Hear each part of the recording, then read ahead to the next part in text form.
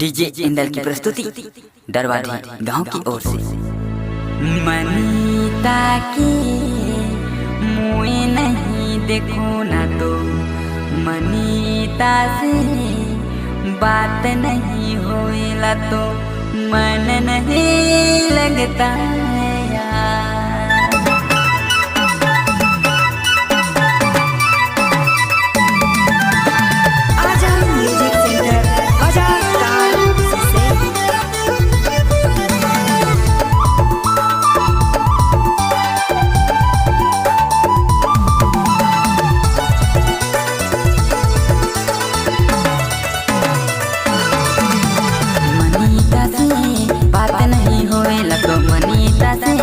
बात नहीं होवेला तो मन नहीं लगता है यार।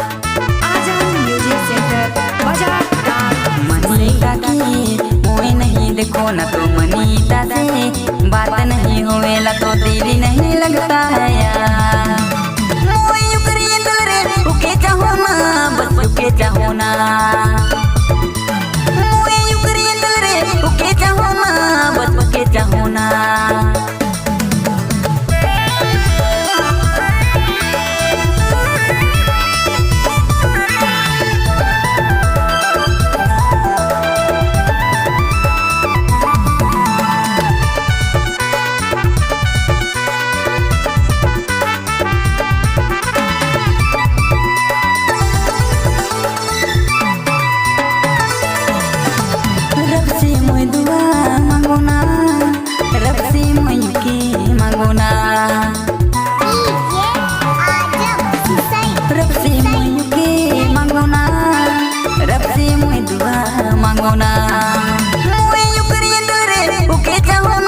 बस उके चाहो ना। आजा म्यूजिक सेंटर उके चाहो ना बस उके चाहो ना। मनीता से बात नहीं होवेला तो मनीता से बात नहीं होवेला तो मन नहीं लगता है यार।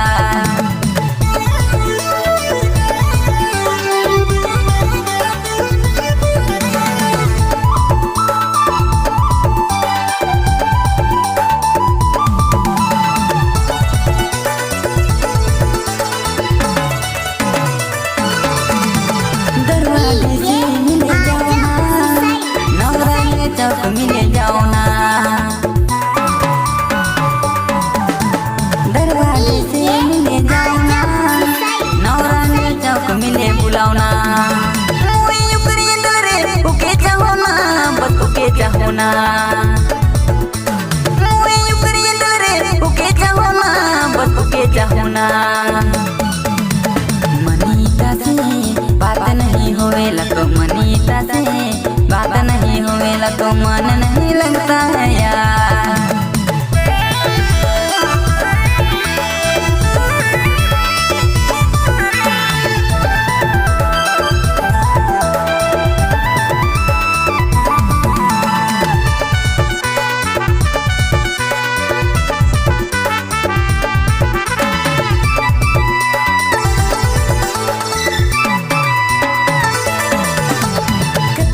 प्यार करो ना जान से भी ज्यादा मैं चाहो ना, कतई भी प्यार करो ना जान से भी ज्यादा चाहो ना। उके चाहो ना बस उके चाहो ना, उके चाहो ना बस उके चाहो ना। मनीता से बात नहीं होवेला तो मनीता से बात नहीं होवेला तो मन नहीं लगता है यार। मनीता की मुँह नहीं देखो ना तो मनीता से बात नहीं होवेला तो दिल नहीं लगता है यार। उके चाहो ना बस उके चाहो ना। आजा म्यूजिक सेंटर उके चाहो ना बस उके चाहो ना।